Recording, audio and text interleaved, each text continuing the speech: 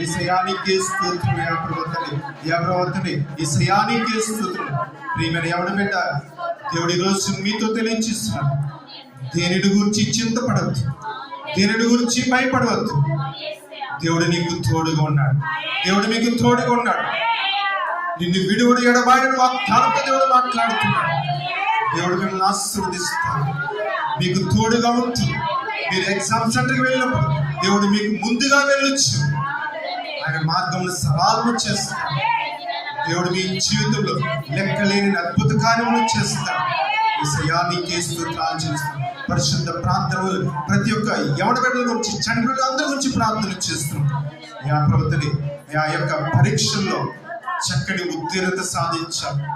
తల్లిదండ్రులు సంతోషించాలి. ఆ ప్రవర్తన అట్టి రీతిగా ప్రతి ఒక్క బిడ్డ మీద నీ హస్తం నుంచి నీ జ్ఞానమును దయించడం